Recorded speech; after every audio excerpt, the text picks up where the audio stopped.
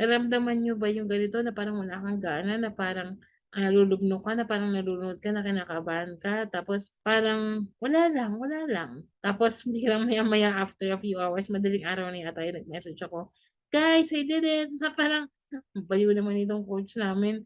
Kasi talagang I'm vulnerable with my team, with my tribe, my champions, and I share them experiences like that. Kasi ako, I want to show people na hindi naman laging perfect ang araw, na lagi kang masipag, na lagi kang hustler, na talagang focus ka, na disiplinado ka, 'di ba? And so, okay lang 'yun. For as long as you are self-aware na, "Okay, ngayon ano tayo, down tayo, bukas bawi tayo, ha." Come and fly away with me. Come and fly away with me. Welcome to Metamorphosis, the show that offers mindful empowerment and meaningful advice so you can make every moment awesome. And now, to offer transformational talak and knowledgeable kuda, here's the InspirePreneur herself, Jozelle Tech. Everyone, Jozelle here, the InspirePreneur. May mail tayo ulit for today's episode. So, I'll be reading another letter coming from a freelancer, and I'm gonna share my answer with all of you para kung sakaling pare-pareho pala kayo ng nararanasan or napagdadaanan, then I hope this video can help you. Okay. Hi, Coach M. Sino yung first letter sender na yon? Pakisabi, hihitter niya ako. Ako kasi dapat yung first. Kasi siguro ang tagal mo mag-email. Naunahan ka tuloy ni Moon. Pakilala niyo na lang ako as San. San. Paling ko lang si Moon. Parang gusto ko tuloy i-reveal ko sino to. Okay. Tapos sabi niya, tanong ko lang po and share na din. Ako lang ba yung nakakaranas kapag may dinadamdam na karamdaman, especially kapag may away relationship, hindi nagiging productive, or as in, hindi makafocus? Or pwede din, anong ginagawa nyo to get back on track? Pag ako kasi talagang kahit anong harap ko sa computer, di ako kumikilos kapag mabigat ang damdamin eh. Kayo po, anong ginagawa nyo? Nagmamahal, San? Nakakatawa. Nabasa ko na to eh. Pero ngayon binasa ko ulit kasi nga, again, I want my answer to be spontaneous, na hindi ako magpe-prepare ng any script. Pero syempre, nag-isip din ako ano ba yung sasabihin ko. Ayoko naman humaba to tapos wala ring sense yung sasabihin ko. Ano daw ba ginagawa ko kapag nadidistract ako sa kaaway ko? Or kung may kaaway ako or may dinaramdam ako. Right? Ito kasi si letter sender. Kilala ko to eh, very emotional to. At lagi siyang maraming dinaramdam sa buhay-buhay, kaya tuloy wala siyang focus. Pero nabalitaan ko lately, ang dami niyang wins. So yay, congratulations sa'yo. I hope na mapakinggan mo tong episode na to. At kung maranasan mo man ulit to, then I hope you can use this. Whatever I can share with you. Ano ba ginagawa ko during those times? You know guys, I've realized I have functional anxiety. Meaning nun, kahit na may anxiety ako, very anxious, kahit na nagkakaroon ako ng panic attacks, I can still function. Weird, di ba? Tipong, alam nyo, there was this one moment na may nag-aaway sa likod ko. Like literal, sa likod ko may nag-aaway, nagsisigawan. And so, syempre, so nakaka-stress yun, di ba? Parang, ano ba? Ano nangyayari sa inyo and all? Hindi ko rin naman sila maawat, pero paano ko naman sila awatin? Di ba? Hindi ako makatayo. So, hinayaan ko lang sila. So, ayan, away sila, sigawan sila, ganyan. And then, time na for a discovery call. Discovery call yon ng isang Canadian client. And then sabi ko sa kanila, guys, can you please stop? Kasi I need to work. So, after nun, pumasok ako dun sa call and like, I was so stressed talaga. I was really stressed. And then, nung nag-open na yung camera ko, nag-open na yung cam ng client, like, nothing happened. Like, I was able to run through my discovery call. Doon ko na-realize na, wait, something's wrong with me. Parang, how can I function while this chaos is happening? Diba? Like, kasi hindi naman sila tumigil talaga. Lumipat lang sila ng kabilang kwarto. Yun. Kung naririnig ko pa rin sila, but parang na-shut off ko talaga sila. I don't care. I need to focus on this. I was able to run the discovery call smoothly, and actually, naging consultation client ko pa yun. Pero doon ko nga na-realize na something weird with me. And then, hinayaan ko lang yun. Tapos, there was one moment, nag-coach na ako nito. I was feeling down. I was really dreading to get up. But it was my coaching day. I do coaching and mentoring at the same time. So, I call it moching. Kaya yung mga mentees ko, I call them mochis. So, sabi ko, ayoko na, gusto ko na lang matulog. Talaga, I was so down. I have this anxiety sa ano na iniisip ko, like, wala talaga, I couldn't get up. But then, nag-alarm na kasi yung phone ko na, okay, meron na akong next call. Sunod-sunod pa yun Parang 3 calls yun, parang 15 minutes lang yung pagitan. One-on-one. And then, of course, I need to get up because I committed to that, right? So, tayo ako. Talagang umiyak na ako na naluluha na ako and all. Sabi ko, shucks, I can't do this. But, lagi bumabalik dun sa point na, you committed on this. This person needs you and this person is expecting you. So, you have to show up. So, show up. Right? So, okay. Sige, ano bang gagawin ko? Ano bang magagawa ko? I have to show up, diba? This is my credibility, you know? So, okay, sige, let's show up. Now, naalala ko, sabi niya sa akin, she was asking for advice kasi she was experiencing depression, anxiety, yada. And then, bigla niya sinabi na, Coach, buti ka pa, no? Relax ka lang, chill ka lang. Parang wala kang masyadong pinagdadaanan. In that moment, internally, inside my heart, I was like, oh my fucking gosh. Hindi mo lang alam. Hirap na nga ako But I committed on this. I have to show up. So I told her and I became vulnerable with her. You know, I don't need you to see it because we all have our own struggles, our own challenges. But I told her, you know, before I hop on this call, I'm dreading myself to get up. Sobrang wala akong kagana-gana sa buhay ngayong araw na to. But I showed up because of the commitment that I have. And so, nagulat siya. And so, yun, nagkwentuhan na kami and all.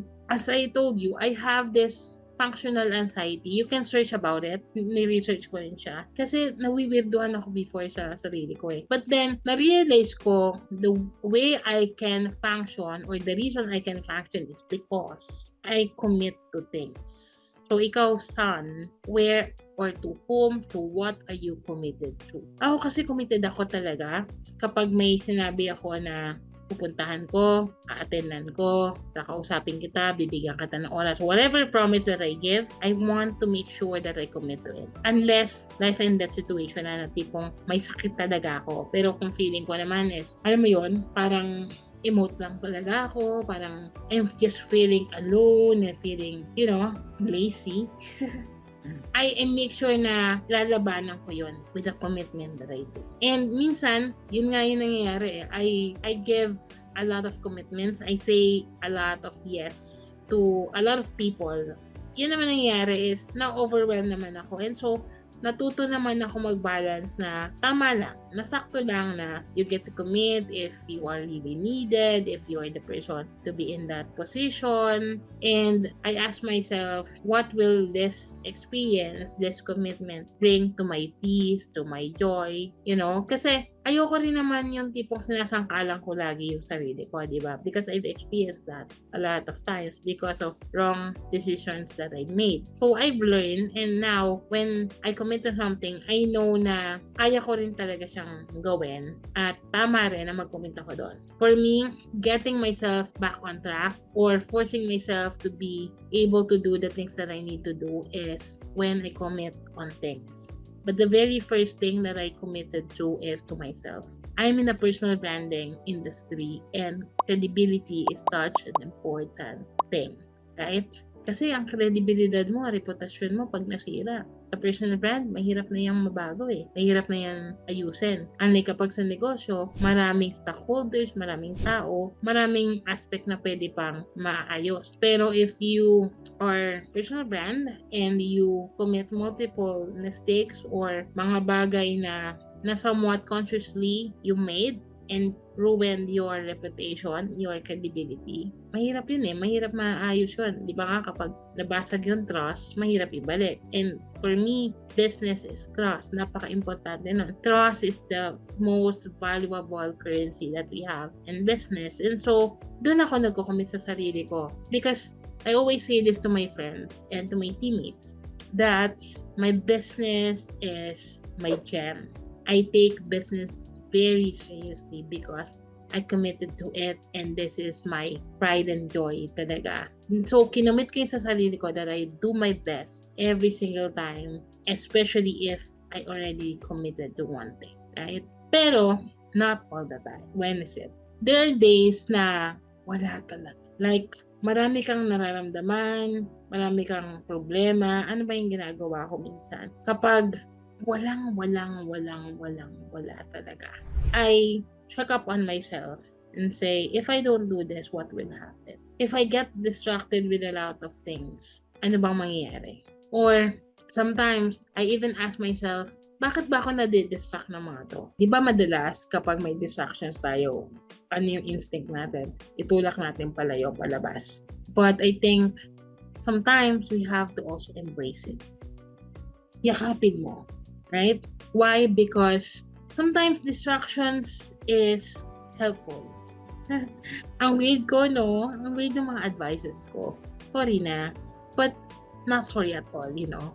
Kasi kung I have this moment then. I think few weeks ago, few months ago, I was very distracted. And sabi ko sa sarili ko, you know, I want work on this. Hindi ko hayaan na pilitin yung sarili ko na mag-work habang nadidistract naman ako maya. So, I stopped working and then I focus on the distraction. Like, inisip ko yung mga bagay na gustong isipin ng utak ko. Kasi sometimes you just couldn't handle it. You know? And so, I thought of it and then tinulog ko. And then, you know, pagising ko, wala na. Parang hinayaan ko lang siya na, okay, sige, gusto mo ng time? I'll give you time. O, pag-isipan natin yan hanggang sa makakatulog na ako. And then, pagising ko, it's another day. It's another, you know, time to hustle, to grind.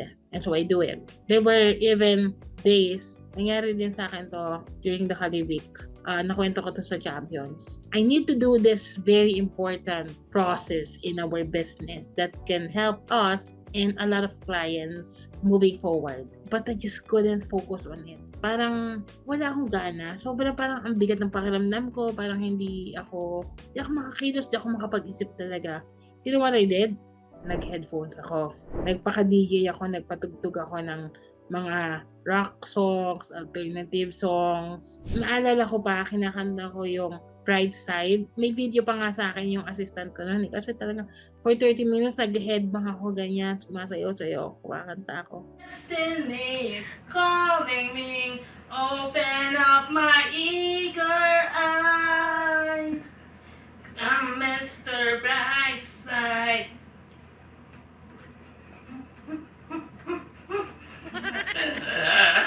Yun yung ginawa ko for 30 minutes. And then talagang nayaan ko lang ma-distract ako na just do nothing, you know? And then, after nun, for a while, biglang, ang dami ko naisip. Okay, sige, gawin natin to. After 3 hours, nakapag-deep work ako. Tapos ko yung process. And now, I get to use it for my clients. Right? Sobrang, kaya kanento ko yun sa Champions, guys, naramdaman nyo ba yung ganito na parang wala kang gana, na parang nalulugno ka, na parang nalunod ka, na kinakabahan ka, tapos parang wala lang. Tapos biglang maya after a few hours, madaling araw na yata yung nag-message ako, guys, I did it. Na parang, baliw naman itong coach namin. Kasi talagang I'm vulnerable with my team, with my tribe, my champions. And I share them experiences like that. Kasi ako, I want to show people na hindi naman laging perfect ang araw, na lagi kang masipag, na lagi kang hustler, na talagang focus ka, na disiplinado ka, di ba? And so, okay lang yun. For as long as you are self-aware na, okay, ngayon, down tayo, bukas, bawi tayo, ha? Ganon. I hope, Son, this is making sense to you because this is what works for me, right? So, Son, I have 2 things for you, which is 1, to commit to things that's really important to you as a person, as a professional, as an entrepreneur, you would want to ask yourself what kind of an entrepreneur I would want to be. What kind of a person I want to become. And you commit to that. And second, if distractions is happening, instead of pushing them away, embrace them. Give it time. Because sometimes those distractions can actually help you if you just really use it in your advantage. So yun lang guys. Again, this is another episode without a structure. So I hope na kahit papano may natutunan kayo. I hope na makapag-leave kayo ng review or message me on Facebook so that I'd know na this is really making sense to you. If not, also send me a message so that I know how I could improve this podcast. Okay, yun lang guys. I hope you enjoyed this episode. Again, if you have any concerns, problems, messages, anything that you want to share with me and with our audience here, feel free to email me at theinspirepreneurship@gmail.com. Alright, I'll see you on the next one. Bye-bye. Hope you enjoyed the episode. Metamorphosis is a show that encourages personal and professional progress by offering transformational advice. Tune in every Sunday, 7 p.m. To connect with Jozelle, visit facebook.com/Jozelle Tech or facebook.com/theinspirepreneur or head on over to her Instagram @thejozelle Tech. Cheers to your metamorphosis! Here's your reminder to make every moment awesome.